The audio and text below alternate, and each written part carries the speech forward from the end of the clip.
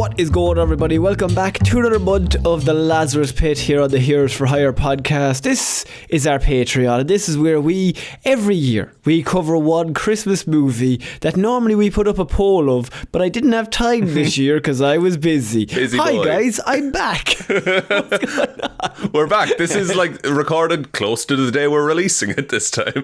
Yes. So if I would have said no, we've been busy. We've been away. We've been doing things. One of us got married.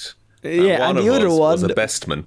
Was best man at the wedding. So we were kind of busy. We've been basically out of the loop for the last little while, and today is our first real day of like, let's get back to recording and doing some content. And we were trying to like sort out times to record, and it's like, oh, it's nice, we're back into it, it's good. So in terms of the polls, by the way, I didn't have time to put up a poll. Normally we do for Christmas movies, so I asked Shaun to pick a Christmas movie that he would like to review, and he picked Oliver and the Reindeer. As long-time listeners will know, he always picks. I said no. Was immediately shot down. I think my only hope for that is I sacrifice my birthday movie review to watch all of the other Reindeer in June. Last year we did a poll. I think the Santa Claus one. No, Batman Returns one's last year, I think.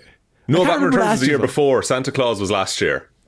Okay, and then we also Love Actually nearly won, and we were going to talk about Love Actually this year, but then Shaun says, I think I got a message from Shaun that just said Grinch, Grinch, Grinch, Grinch, Grinch, 4 Grinches in a row. And so I said, might as well do Grinch. That was all the argument that he needed, folks. I mean, I wasn't really concentrating, to be honest. Before getting into the review, though, we do have news about the live hangout, don't we? We do, Shaun. Yes. So after everything has settled down, I have kind of returned to the land of the living, and now me and Shaun have had a chat, and we think we might do a little Patreon listener hangout on January 4th. Is that a Saturday? That's a Saturday. Probably around like 1:30 Irish time. Yeah, same as always, about 1:30 Irish time, so fucks up every other time. Don't worry about it. But it's good for us. So yeah, it should be that Saturday, January 4th. What we're thinking of doing is we might do like an end of year awards thing, so people can kind of pick some of their favourite movies from the last 12 months. Maybe talk about something that they're looking forward to 2025. Maybe the worst movie of 2024. That'd be a good one as well. Yeah, that's a classic. What's the other ones? We have the Jared Leto Award for worst person of the year. Yeah, most grand movie. Most grand movie. Now, to get into the most grand movie category, it's the movie that is not the best and not the worst. It's not bad. No. But it's also not good. But you'd walk out and go, it's grand. You wouldn't watch it again. But if it was on TV, you'd stop until the ad. Yeah, you're not... when it goes up on streaming, it goes up for rental first. You're not renting it. I'm not renting it. You might throw it on in a couple of years when it's free. Yeah, if it's free and we're sitting around, I've seen this a few years ago, we'll turn it on again, so why not? Yeah. That's the most grand movie of the year. The 5 out of 10 movie of the year. So we'll do all of those. I'm going to try and get little like polls and stuff set up for this one. So we can all actually take a vote without just shouting into our microphones. That's good. That's a good shout. Yes. We could also have, maybe if you want to do like the movies of 2024, and then we could do like the ranking system. We could do a bracket. Yeah, we could set one of those up. A bracket for the movies of the year. That could be good. So that is all going to be coming up January 4th. If you're around, we'd love to see you. Obviously, all the patrons, you all get invites anyway. They'll all be sent to your emails probably the week before.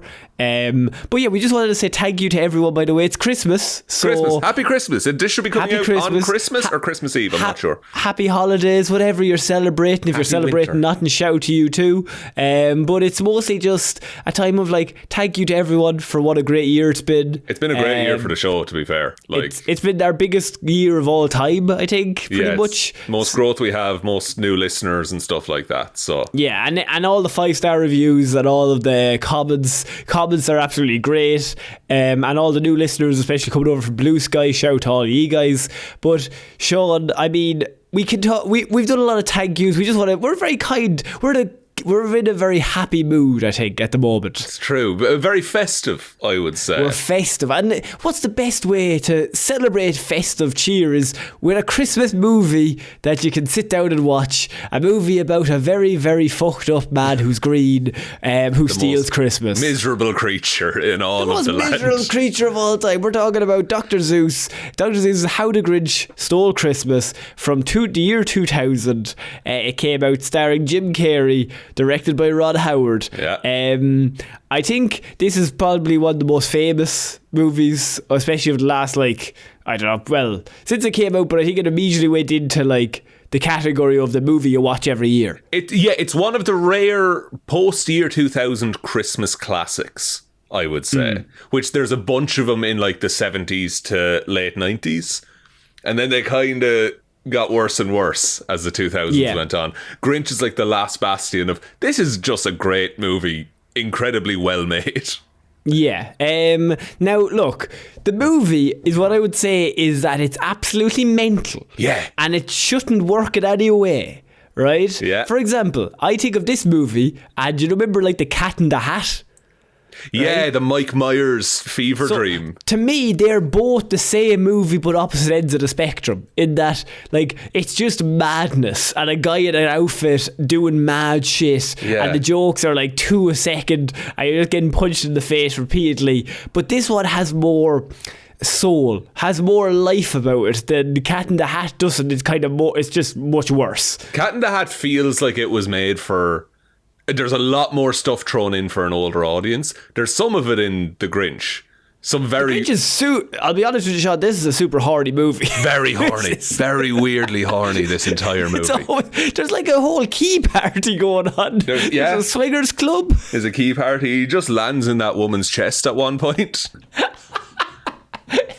Everyone wants to have sex with the Grinch, but also he wants to have sex with everyone else. It's a very strange situation. This version of the Grinch is this is a nonsense sentence and it's full of brain rot, but this version of the Grinch is very Deadpool coded. If I like I see what you mean. Yeah, it's all bits. It's all quips and jokes. He fully talks to the camera. It's full Jim Carrey. Yeah. Like, it's Jim Carrey, prime Jim Carrey, just let loose in a kid's movie. Now, lots of people might not like that because he's always doing stuff. There's always a bit. There's always something to do. Even when he's saying a line, he's like, eyes wide, the facial expressions, everything's going like completely 100 miles an hour.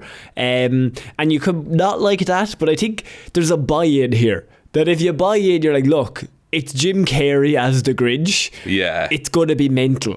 I also feel this is the kind of movie that's designed to be on television at Christmas, and there's ad breaks every so often. So like, so your dad, who's just fucking exhausted with Christmas, can have a little bit of a break from the madness. Yeah, it's definitely, like, for example, I watched we talked about it before, but like I went to see Gladiator 2, but I watched Gladiator 1. That's the most dad movie that's ever been made. Of like, it's set up for a dad to watch. He'll sit down. He won't even just stand in the doorway, arms crossed. He's sitting his arse fucking down to watch that movie. This is the opposite of that. I can see him standing up and walking to the doorway with his arms crossed. This is put on at, I would say, just after Christmas dinner and dad has a sleep. Because he's not watching this shit. He's not fucking Holy watching this. This movie's an hour 45, by the way. Like, it's an hour 45. And so it had a budget of over $120 million, which insane. Is a lot for this movie. Like, how did this get funded? Is my question. I don't know. See, Ron Howard would be a massive name, I suppose, and Jim Carrey would have been an even bigger name. Like, Jim Carrey's one of the biggest actors on the planet in the year 2000. Oh, yeah. So, like, he just do whatever the fuck he wants. They got him involved, and then they must have been like, right, let's just power through. I assume $50 million is for the prosthetics for Jim Carrey. Yeah, which look phenomenal. I watched the behind the scenes of I have this on DVD. Like, I love this movie. I watched it behind the scenes, and it was Ron Howard, and I think it was Rick Baker was the makeup artist, and he was like, yeah, no, like, a lot of this was like, we need him to look like the Grinch, but also Jim Carrey can move his face so well that we had to like design new prosthetics to move around his face so he could still emote. You're basically putting prosthetics on him, but also trying to make them as thin as possible so that he can still use his own face. Because it would be just really easy to put a Grinch outfit on him. Yeah. But then you lose, what's the point of hiring Jim Carrey? You hire Jim Carrey for him to do the facials, for him to like make the wacky faces when he does something crazy. And you can't do that if he's covered in makeup. Yeah, like there's, you know, when he turns around in the intro and he does that smile. Yes. There's a little bit of CG just to make his mouth longer, but the actual face shape, that's just Jim Carrey's face. He's the only person really that could play this role, like, on the planet. Yeah, I know, like Jack Nicholson, I think, was considered. I think Adam Sandler was in the running as well. Jesus, that makes it a different movie. I don't think this movie works with anybody else. It barely works with Jim Carrey, to be honest with you. Honestly. It hangs in there. There's like the thinnest thread of all time, and it's just hanging by that. And you're like, anybody else, that thread doesn't exist, but Jim Carrey's hanging on for dear life. I love how much the Grinch... At the start, his issue is not with Christmas. It's capitalism he's mad at. You know what? I watched this movie and all I thought of was, the Grinch is fucking right. Yeah. Through this whole thing. He is fully talking sense this entire movie. And you know what? He's the least dickhead in the whole... They're all dickheads. Yeah. Everyone in the town. The mayor, is a played by Jeffrey Tambor, is just a very hateable character. Just the worst. And it's so funny because we're meant to be scared of the Grinch, but the Grinch is like, they don't even care about Christmas. They just buy gifts. They don't actually, it's all just consumerism. Yeah. It's just things and things and things, and it doesn't matter to them. They don't deserve that. And he's dead fucking right, because that's not the point of Christmas. No, yeah, there's that. He gives a great, I'm talking like it's fucking Oppenheimer or something, but he gives this great speech when he's accepting like the Spirit of Christmas award. And he's like, all of the shit that you buy for Christmas ends up with me because you throw it away immediately. Yeah. And he's like, even say halfway through when he's like, when he gets the award and then they fuck him over. Like, you see him, that's a big hero moment. But simultaneously, you see him as a child, right? And that they just bully him constantly. For no reason other than he's green and hairy. And then when he actually makes that toy by hand to give, and like that's the most Christmassy thing of like he made a thing by hand and it's not very good, but the girl he loves himself. And he tried really hard. And they're just like, we're just buying stuff. Nobody in Whoville ever makes each other anything. They just buy each other things. That like scene in the shops at the start is like, that was in 2000s. They were taking the piss out of that kind of consumerism, and now it's like it's exactly the same. I'm going to do a Heroes for Hire reference to try and sum this up that covers the Patreon this year. In that we cover Marvel movies. They're all super shiny. They all look real nice. They're all put through a computer that makes them look beautiful, right? And that's great. That is the Who's, right? Yeah. Looks perfect. They're all doing their bit. The Grinch is... Constantine. Yes. In that he's ugly and he's gritty, but there's a bit of charm about him and he's dead fucking right. Because it's fucking real, you know? It's real. He's the only one who has any actual opinions on things in this movie. He's the only one who's like, lads, we should do things we love for the people that we love. Like, do things with our hands. I love, again, this is in the behind the scenes, the production. I love the production design of this movie because everything is a weird fucking contraption that like, but you can see the logic of how it works. It's like a Tim Burton. Like Ron Howard goes full Tim Burton in this movie. Yes. Like he just fully leans into, I'm just making a world at this point. Yeah. It's actually one of the biggest strengths of this whole movie is the creation of Whoville and the creation of even the Grinch's lair or is like his house. Like there's so much personality. There's so much things happening. There's a lot of set design, like loads of set design in this that looks really good. And they had to spend hours setting it all up, I'm sure, every single day. Yeah, and the very famous fact about this is that Jim Carrey had to do that Secret Service training. He sought counselling from a CIA agent who taught him torture resistance techniques. Yeah, he said it was like being buried alive. He spent 92 days in that costume. Holy fuck. Like, I mean, that story's been told so many times, but like, I think it loses its meaning, but if you just stop to think about it. Like, the first time you hear that story, you're like, that's insane. He shouldn't have been allowed to do that. That shouldn't be allowed. Is there some sort of, I don't know, like, group you can go talk to? I don't know, like, Jesus Christ. Like, what other actors are in pounds upon pounds of... I guess Colin Farrell might be able to talk to him now. But like, he's also a crazy man. Ron Howard was so thankful for Jim Carrey putting in the Uncomfortable. Did you hear the story about Ron Howard?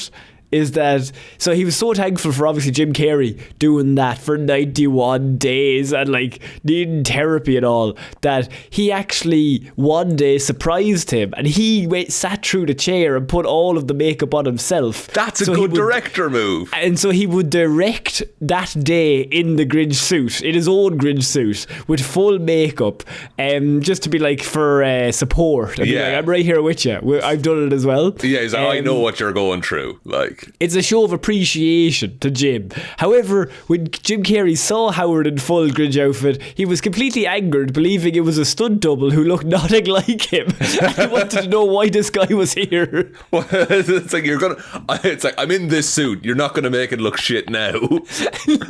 He went through all the makeup and he comes in and there's a second Grinch. And he's like, so what's the fucking point of me getting dressed up? Like, I always say, like, imagine sitting through that every day, but then imagine taking it off at the end and having to go back in the next morning. And well, like, you would just want to sleep in it, but you couldn't. You couldn't, because you will die, because you'll overeat.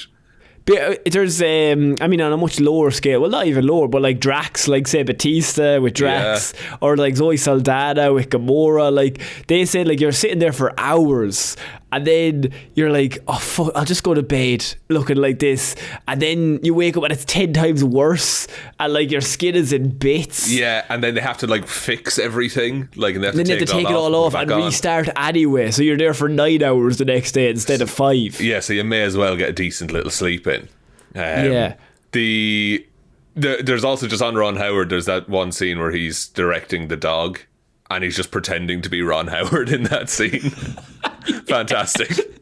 And Ron Howard kept him in it because he thought that was so funny that he was just like, this is a great bit, let's just do this. I have a question for you though about Ron Howard. What the fuck is the deal with the Dutch tilts in this? What's going on? Things are crazy. We don't know what's going on with the Grinch. I've never seen more Dutch tilts in a movie. You've seen Thor. Thor has so many, like every second scene. There's very few locked off shots in this movie. Like I don't know what the fuck is going on. Just it's a crazy world, you know. It's mad. It's a wacky kind of universe. You know what I mean? The Grinch doesn't work when things are horizontal. You know. That's true. He doesn't work with this. He walks off set. He's not happy with it. How do you feel about Taylor Momsen's kid acting? She's one of the least annoying kids in cinema, I would say. She's not annoying, I will say that. That song that she sings, Where Are You Christmas? I don't want to be mean to the little girl, Shaun, so I won't say any more. But she is now she's a rock star. Like, she's an actual singer now. She's an incredible singer right now. She opened for AC/DC or something this year. Like, it was insane. So funny. But like, that opening line when she kicks in, I'm like, this is not for me. It's real Macaulay Culkin, Kevin McAllister singing.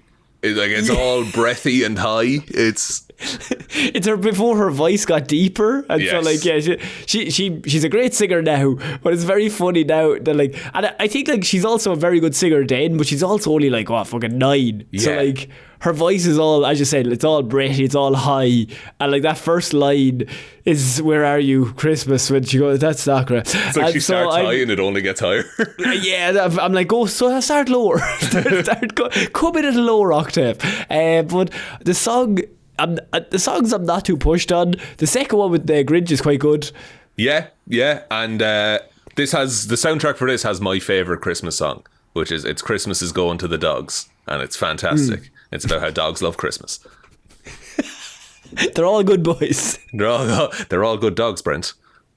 And I mean, what did you think of the kid actor? I thought she was good. I thought I think the Who's are so hateable for the majority of this that, like, by default, we're like, oh no, she's the one I like. She's good. Yeah, she also doesn't have the weird fucking nose yet. Yeah, she hasn't. Do they grow into the nose? I don't know how it really works. That's how. Yeah, I think as you like grow up, you get the nose and the cheeks and everything like that. Right. Okay. The best joke I would say in the whole thing is that the Grinch looks like her boss's father, but he looks like our boss. You know, not the Grinch, sorry, the child. You know, the child that rides in the basket. Yeah. And the dad opens the door. He's like, "Hey, it looks like your boss." Great. In that scene as well, when the Grinch arrives, he just fucking tips another baby into the wilderness, just out of the way. What happened to that kid? That would be a great sequel if that kid like came to Whoville and decided to try and take over. Yeah, and he's like, I should have been, because everyone loves the Grinch now. So he's like, I should be the one everyone loves. The start, by the way, with the post office, I think that, or when the Grinch comes into town, I think it's a really great like intro to the character of like, especially the bit where he's like jury duty, blackmail, jury duty. But again, like, there's so much of those, like, just jokes for grown-ups. Like, a kid doesn't know what jury duty is, but he's just firing envelopes in, and they're like, that's what funny. I will say is the hit rate is low, but when they do hit, they're very funny. They're like, there's lots of jokes there that obviously aren't for me and you. They are for 7-year-olds that like, think it's hilarious. But like, I was like, I hadn't laughed, and then when he started doing the jury duty, I was like, that's actually that's a good gag. That's pretty good. And then the thing about like he looks just like your boss. That was fucking great. Yeah. Like one-liners like that is really small, but like no, it would just bypass kids. But they're really good bits. There's the bit where he's like debating whether to go to the party. He's just like, what if it's a prank? What if it's a cash bar?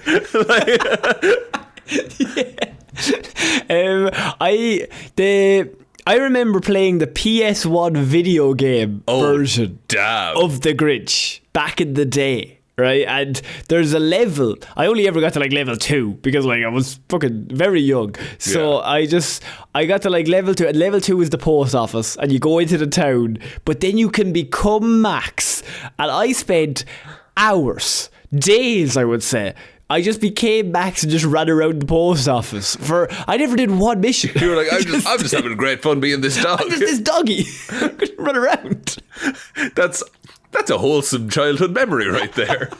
No, don't ask me about the plot of the game. Well, I suppose it's similar to the movie, but like that was back in the day when every movie had to have a video game that was hastily made in a rush. Oh yeah, and it always by THQ for some reason. They were also dragged in last minute. The production's already 6 months over. Like, THQ, movie's coming out next month. Could you do a game? Could you? Any chance? Did you ever play the Quantum of Solace video game? I don't think I played the Quantum of Solace. No, it's a James Bond shooter, but it was put into production so close to the time of Quantum of Solace coming out that no one got any plot details. So you do the first mission and the plane crashes, and then James Bond is like, how did we get here? And then you just play through Casino Royale. That's how that game plays out. I love video game. I love movie video game tie-ins. Tie-ins is the word. Yeah, they're so good. They're just like, because half the time they don't know the plot. They're just making it up as they go along. It's just so good. Cat in the Hat had a very good video game. Cat in the Hat. I'm trying to think. Lord of the Rings had one, I think. They always had them that came out. The Two Towers and Return of the King were fucking great games. Return of the King was really good because I remember it was multiplayer. Yeah. And like you were just, and you were playing as like Aragorn and Gimli. That was who me. Yeah, one was Gimli and one was Aragorn, and it was like Baldur's Gate when we were playing that. Yes, and you're cutting through orcs, and it probably looks like shit now. But it all looked like shit, but it didn't matter. It was perfect. There was Battle for Middle Earth as well on it was like a strategy game. Oh yeah, and you would just be fighting Balrogs and shit, and it's like, I'm just gonna put 10,000 regular elves against the Balrog and see what happens. Fuck up their elves. Yeah. Looks like elf is already back on the menu, boys. Let's go. In terms of the movie, Shaun, you said is this your favourite Christmas movie? All of the Other Reindeer is my favourite Christmas movie. Okay. This might be the second, I will say. What do you think about Elf? I don't like Elf. I don't like Elf either. This is bold strategy. I think Elf, right? Yeah. I think it's fine. Yeah. I don't think it deserves the cultural significance that it has garnered. Interesting. I think Will Ferrell in Elf is doing what Jim Carrey is doing here, but with less charm. Yes. Like he's chewing scenery, but not in the charming way. Elf feels like it leans into commercialism, and then towards the end is like, but Christmas is about love. Yeah. You know? A song. Zooey Deschanel is fantastic. I'm not taking that away from her. You can't ever disregard Zooey Deschanel. I'll never dish Chanel. I'll never dish Chanel, right? But like, she's new girl royalty. We can't insult her. That's true. It's like the way we love The Mummy 2017 because Jake Johnson is in it. Jake Johnson's in it. And he's killing it. And until he dies 14 minutes in. But like, he comes back as a weird ghost zombie thing. Does. I mean, in terms of the movie, also I wanted to say like the world building, and my first 3 notes, by the way, I was doing this movie, and I have the world building, love heart, the Grinch is right, and then the Who's are all dicks is what I have here. Yeah, no, they're all just insufferable people, and there's it's all. Like, they're all competing against each other to be the best at Christmas. Like, they're hanging lights and stuff. Which is not the point of Christmas. No, and Cindy Lou Who, the child, is like, well, maybe Christmas is shit if it's all about stuff. And then everyone's like, shut up, you dumb idiot. Like, the Who's are all, like, extremely shallow and spiteful. Yes. Like, the whole movie. And they're all like, that Grinch, he's the most shallow and spiteful of them all. And he's like... Not at all. It's such a good story. And the big like turning point for the Who's is like right at the very end. Cindy Lou Who's dad is like, hey, I love my family. And I think that's enough Christmas for me. And then they all start singing, and it's all lovely. And then he gives all back the gifts. I do like the bit when Cindy Lou's like, I just hope the Grinch has a nice Christmas and he gets what he wants. That's all that matters to me. And he's just like, oh, fuck it. This little girl's going to make me cry. It's like, she's a good kid. Anyway, let's keep stealing. The mayor, by the way, I think we touched on him. The mayor is such a good dickhead. Like, he's such a good villain. Such a shit-eating human. When he gives him the razor and then he flips out again, like, yeah, or like when he's like, oh, if you marry me, I'll give you a car. To what's her name? Yeah, to Martha May, is that her name? Martha, it's not Betty, it's Martha May. Yeah, I think that's it. Hang on, I'll find it here. Also, Anthony Hopkins does the narration for this. Anthony Hopkins is narrating this for some unknown reason. How did they get Anthony Hopkins? What did they have to pay Anthony Hopkins in year 2000 to do this? One day for him though. Like, yeah, but it's like $123 million. He's not doing it for any less than 10. That is true. Also, I do like the bit where he's like coming down the chimney and then Anthony Hopkins starts narrating and the Grinch is like, hey, a little more sneaky.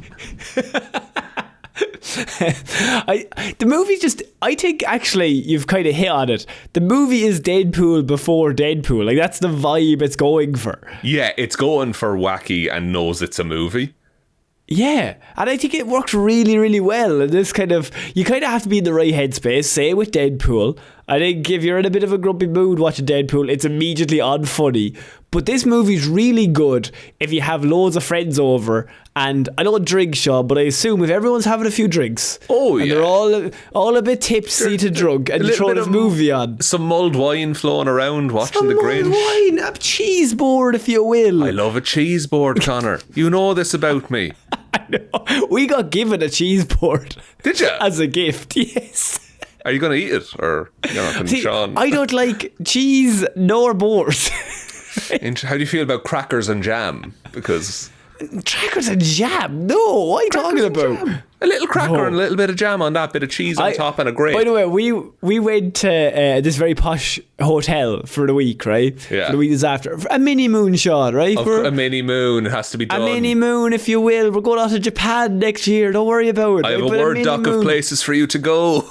You do. But we went to, and she was like, we'll go to a spa. We'll get massages and stuff. And I realised that the only time I'm ever anxious in life is when I have organised relaxation. It does not suit me. No, I feel a massage. I would be so tense going into that. I was so anxious because we went in and there was like a heated pool and shit, like a super fancy place, right? We obviously couldn't only afford one night, but like fancy place, right? Slept in the car on the second day. Yeah, obviously. Right?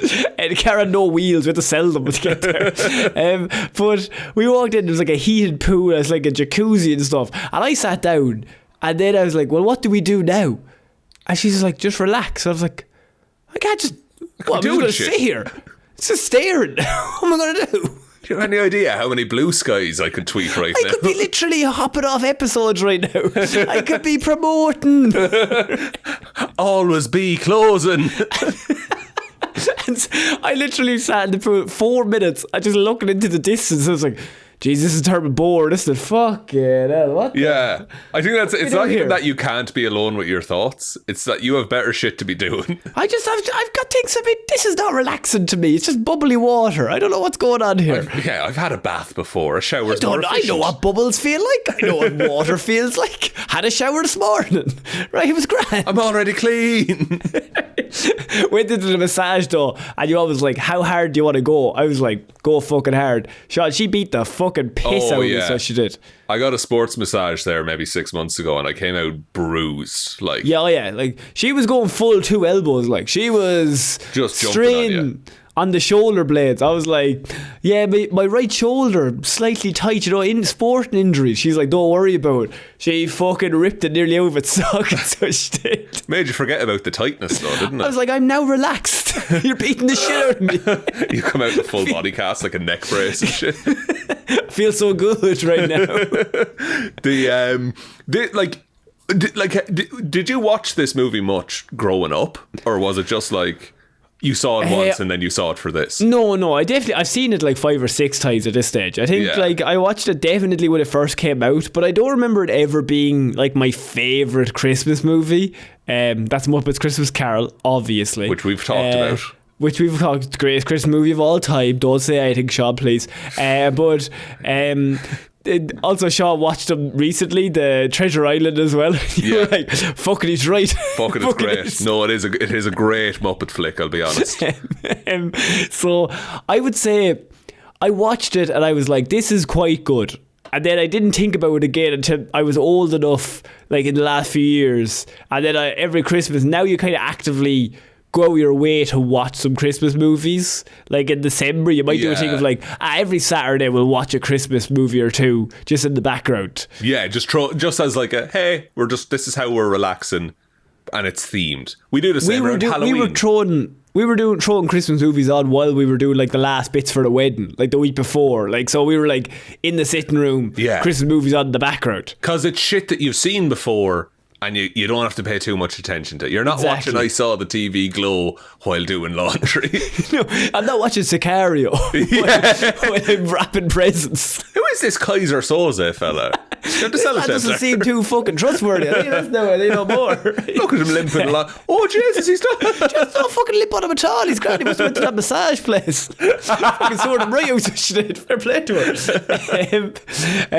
No, I can't say it was ever like even top 3. Like to me, Muppets Christmas Carol is number 1.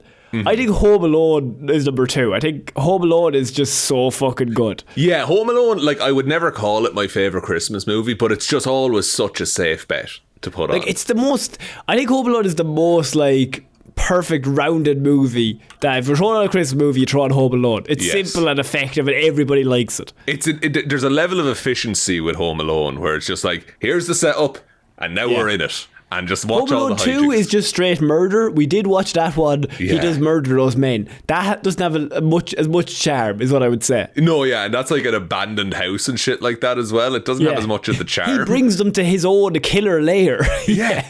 He does a little kill house.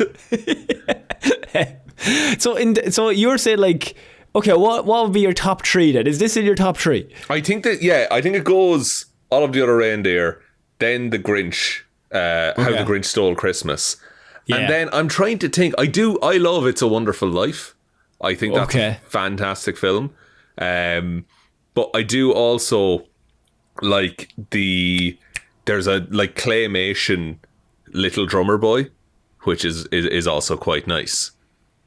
It seems like these seem like 2 like good picks. Yeah, could I also actually, because I'm on IMDb, Okay. could I take The Nightmare Before Christmas?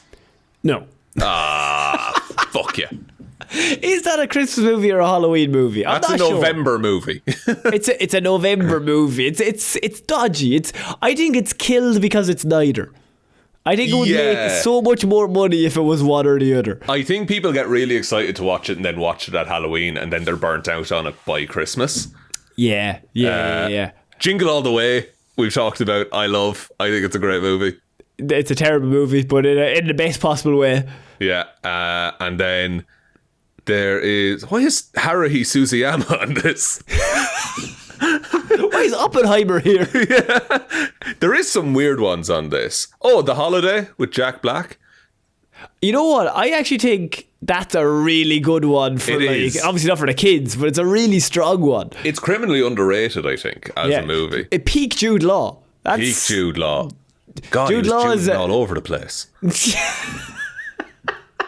It's either Talented Mr. Ripley or The Holiday, but they're like that's peak Jude Law. He's killed it. What I hate is The Snowman. The Snowman is We're Walking in the Air. That one. Oh yeah, Jesus Christ, no! Fuck that. No. What are you? I'm trying to get. Sorry, go. I was trying to get Jack Frost off the ground. Yeah, No Dad's better than No Dad. Yeah, it's a classic. It's a classic for a reason. Michael Keaton's in it. How could you not like it? Yeah, there's the Greatest Christmas Wish, which is they find a little weird machine that makes snow and they wish for snow, but then it's a blizzard. And then I think Santa was real the whole time. Actually, no, the best ones are like the CSI ones with the Santa in them. Yeah. And there's like a Santa that's murdered 5 people, and then they're like still like, well, at the end of the movie or at the end of the show, they're like caught the killer and he's got away, and then they're like, well, we've got another killer off the streets, but maybe Santa now can go deliver some gifts. And then like, and all you hear is like window, and then it's like and then there's like a little bell and you hear the reindeer and you hear a ho ho ho, and you're like, is Santa real in the CSI Miami universe? I'm not sure. We need to compile a list, because Ted Lasso, there is an episode where Santa is real the whole time. Christmas with the Cranks, I think Santa is real the whole time at the end of that. Christmas with the Cranks, Santa is real. So they give up Christmas. Yes, the Tim Allen The Cranks one is they give up Christmas and then he is real? Or is it the ending not just that Tim Allen finds love or like him and Jamie Lee Curtis realise that the magic of Christmas? He does that, but Santa comes to the party and then he gives him an umbrella, because they had the whole exchange about an umbrella at the start of the film, and then Santa drives like a Toyota Suburban or something like that. Like, right. But he's real the whole time, I'm fairly sure. What's your least favourite Christmas movie then? This could be just a Christmas-based Patreon episode, Shaun. We can talk about the Grinch intermittently. But But like, I'll be honest, the core concept of the Grinch is quite basic. It's quite basic. He's angry, and then he steals Christmas, and then they all start singing, and he gives Christmas back. I'm going to say, like, I like it as a movie, but I say as a Christmas movie, I don't like Die Hard as a Christmas movie. I'm not saying it is or it isn't. That's up to you. I feel the discourse around it is more than it's worth. I have the ability to ignore all that discourse and say that the Die Hard is one of the best movies of all time. It's fantastic. Great action film. I'll fist fight anyone, Shaun. Die Hard as an action movie, I think Die Hard is top 3 action movies ever made. Definitely. Oh yeah, and it set the genre for a bunch of... It's the Home Alone of action movies. It's simple, effective, set up to end. It's just like, there it is. There's bad guys. There's the Wet Bandits, but there's 7 of them. And you've got Kevin McAllister, or, I don't know, what's the man's name? McLean. John McLean is basically Kevin McAllister, and they're stuck in this building. I went too far in a Christmas quiz the other day, where it was like, in Die Hard, a Christmas movie, what is John McClane's wife's name? Soon to be ex-wife. Soon to be ex-wife. Oh, it's Lizzie. No, it's... think Christmas, think winter, think flowers. Flowers. But she changed her second name to Delgado or Santiago or something. Gennaro, yeah. Gennaro is her second name. Oh fuck, Holly. It's Holly Gennaro. That's it. Holly Gennaro. That's it. It's good. It's a good one. It's a good question. It's a classic one. You know what I mean? How did you do with the quiz? I think it was joint second. We came. That's pretty good. It's pretty all right. Good. There's a lot of teams going on. Yeah. I weirdly, I was in the hotel room and I had the TV on, and Pointless was on. Right. Oh, perfect. And there was a round of movies badly described. What are they? So if you haven't seen Pointless, if you're from America, the show where basically you have to pick the answer that nobody else knows. Yeah, you're looking for the most obscure answer. Yeah, so there was like loads of random ones, and there was like boy finishes school and was starring Dustin Hopkins and starts a job or whatever, and TG is the initials, and I was like, oh, that's The Graduate. And so like there was like five, and then there's The Thing or whatever, and it was just describing the posters of the movies. Okay. Of like, for example, bright light shining from the head in the snow, TT. And it's The Thing, right? Oh, okay. And so, I get the game now. Yes. Yeah, and so it was just the poster. So like, obviously there was like shark underneath water. It's Jaws. It's just J, right? So there was like really obscure ones, and I did the whole table. There was like 12 of them. I literally named every single one of them in a row, and I was like, still got it. Okay, cool. Yeah. As you're on your mini moon, just being like, I'm class. She was not impressed at all. I'm going to start from the top and work my way down here. You just call me Shaun, guess what I'm doing? Shaun, you're going to look like this now. They're not Pointless. It's on the TV right now. I think Christmas movies in general are so interesting, because there's ones that like you're meant to like, and maybe such as Elf, that I think I have a tier. People like Elf because they're told that they have to like Elf, and I think the nostalgia carries you with Elf. And like all like the merch and everything like that around it. I feel like, I don't want to sound elitist, but I don't think you can about Christmas movies, and also I don't care. So I think it's the movie you like if you've never seen another Christmas movie. No, I genuinely think everyone goes through the same thing of like, oh man, love the Elf. Absolutely love it. And then you actually watch it again. Like, I watched it last year and I was like, this is not as good as I thought it was. Yeah. I thought it had more charm. And I'm not saying it's bad. I'm saying it's grand. But I think I agree with you that like it has that cultural thing that everyone's like, oh shit, this is the best movie ever when it comes to Christmas. It's just in the consciousness. It's like you know, the Office and stuff like that. It's just this universally known and referenced thing, and that's why it keeps cropping up. I do think The Office is pretty good though. It is, yeah. Also, I'll also say I like Friends. Like, I think it's you know, Friends. I read a really funny tweet last week. It was like, nobody will admit it, but Ross is the funniest character in Friends, but he's just the most annoying. But he has the funniest storylines, if that makes sense. Because like they'll just put him in situations, like but he's the most annoying character, but a better character in those situations, and you have like just the best comedy parts of all time. Yeah. I think I seen this tweet, and it's the he's doing his watching TV bit. When he's pretending to watch TV, and then he cuts back to he's like like I think in every, like, there's just some good hitting jokes, and I think there's just a lot of it, and I think now it's cliche, but when it was done it was like, oh no, this is fun and interesting. We're rewatching Modern Family at the minute. Really? Genuinely. Never got into that. The hit rate of Modern Family is outrageous. It's one of the funniest shows. I'm telling you right now. Interesting. It's ridiculous. I've seen odd episodes and it never grabs me. I'm telling you, start season 1, episode 1 and work your way through. The hit rate is ridiculous. Yeah. It's so fucking good. It's all on Disney Plus, but I genuinely just maybe even just the first 2 episodes. They're both 20 minutes long. So I'll give it a try. Do you remember I recommended New Girl to you? New Girl's the best, right? Modern Family, I would say, is as funny as New Girl. It's pretty right up there. I had a load of people at the wedding telling me about how you just telling me about your New Girl knowledge. It's like bridesmaids coming up and be like, no, he heard it from another room and he came in and said that's season 4 episode 9. No, it was season 2 episode 7.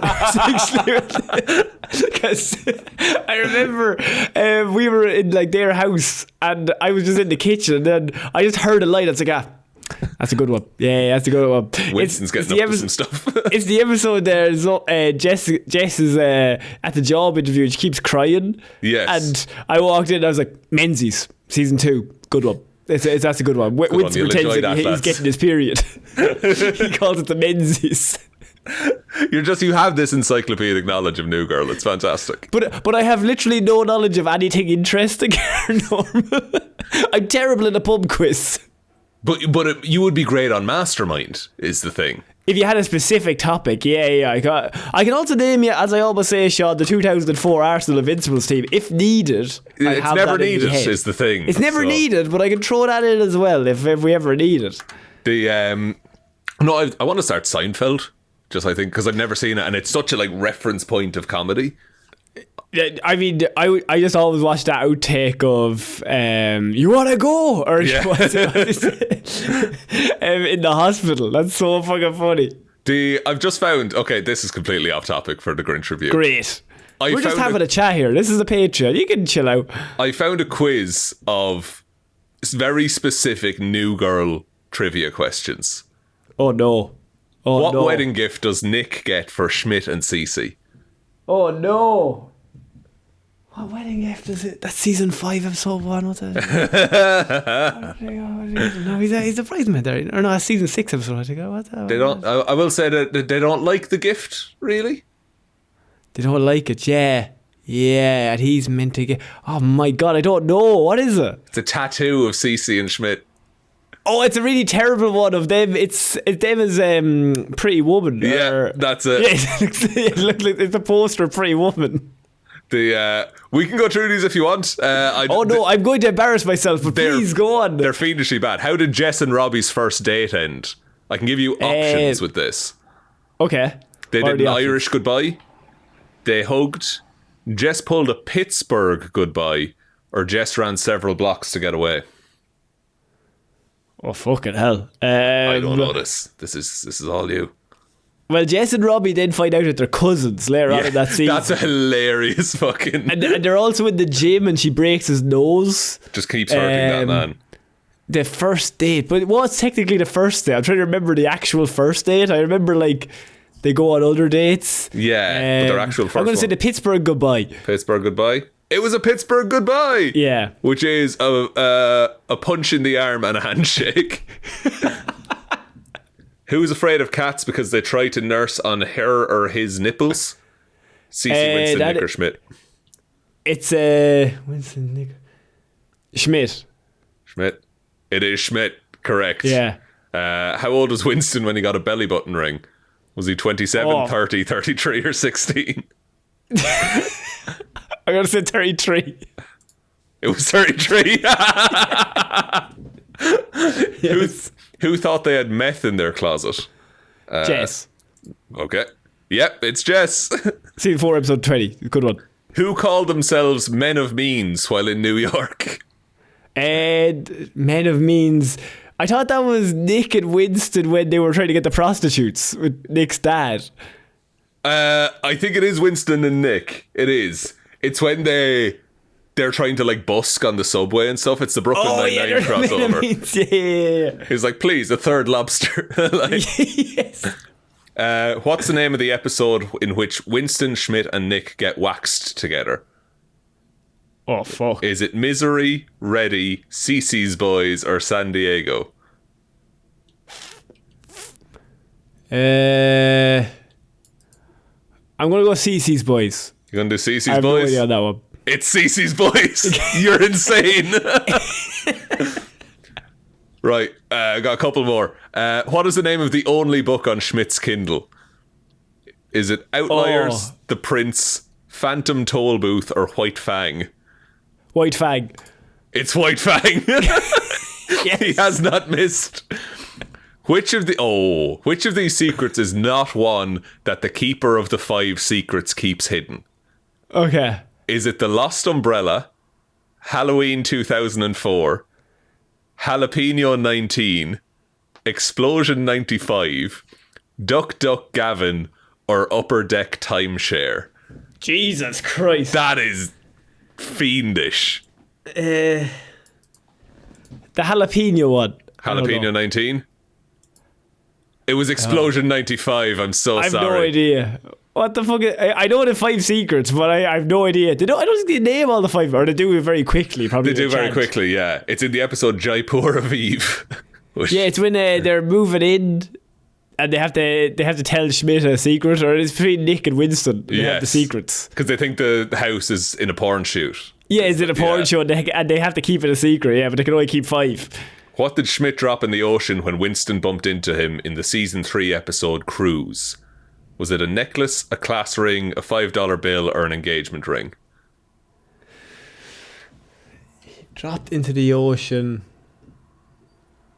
What's the options again? It was a necklace, a class ring, a $5 bill, or an engagement ring. I actually don't know that one. Season 3, Crew. Oh, Crew. Yes, the end of season 3. So they break up. So Nick and Jess have broken up. They'll Yes. go on the cruise. I'm trying to remember what happens on the cruise. What's the Winston subplot? Or the Schmidt subplot in that? Yeah, I'm trying to remember what the Winston or the Schmidt subplot is.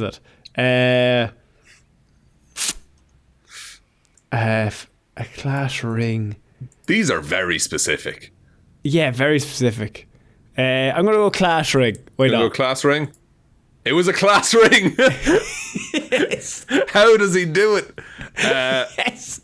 There's 5 more left. Do you want to go all 5 or do you want to just call it there? I think we do all 5. This is the do- Patreon. You know what I mean, guys? This is excellent content. How many individual JPEGs of his book did Nick send to Winston and Ali to read? Oh no. What are the options? 100, 150, 200, or 250? Oh, that is so specific. 150. That's a throwaway line. It was 100. Oh, how the fuck am I going to know that? Whose penis do CC, Jess, and their friends believe is Shivrang's penis? Nick's. It was Nick's. Where does May ask Coach to move with her? New York, New to Hampshire, New Jersey, or- York. New York? New York. It was Jersey City. It's basically New York State, maybe. I don't know. To me in New York. Which 2 outfits does Nick bring for Schmidt and Cece when their clothes fly off the roof during the Bone-anniversary? Sorry, what's the question? Which 2 outfits does Nick bring for Schmidt and Cece Okay. when their clothes fly off the roof during their Bone-anniversary? Okay. So it's Schmidt's swimsuit and Cece's legend t-shirt, Cece's wedding dress and Schmidt's old suit from when he was bigger, Schmidt's wedding tux and Cece's high school prom dress, Schmidt's forget about it sweater and Cece's wedding dress from when she was planning to marry Shivrang. I'm trying. This is one of those throwaway jokes that would have been thrown in. What's the first option again? Schmidt's swimsuit and Cece's legend t-shirt. I'm going to go with that, even though it's probably something to do with the dresses. It was Cece's wedding dress and Schmidt's suits from when he was bigger. Great. Okay. And then the last one. What name did the roommates call Schmidt when they were only pretending to have 3 people living in the loft? Is it Jimmy, Ginny, Billy, or Kerry?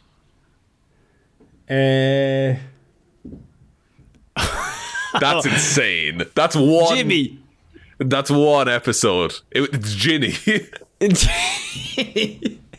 It's when the plumber comes up and he's not meant to be living there because they're parent for 3 and they have to pretend that he's their like friend who's coming to visit. Yeah, he just hangs around. Like he has bags and he leaves. And he puts on the accent of, Ginny is coming to visit. Yes, I'm going home. You got 10 out of 15, so you're better than 71% of people. Yes. Fucking there we go. That is the toughest quiz I've ever heard. That's fiend. That's like shit that's in one line in one episode from 10 years ago. If you got 15 out of 15, message me. I want you on my team. You can replace me on the show. I'm assembling a super group for the mastermind nerd new girl individual quiz. Team sport.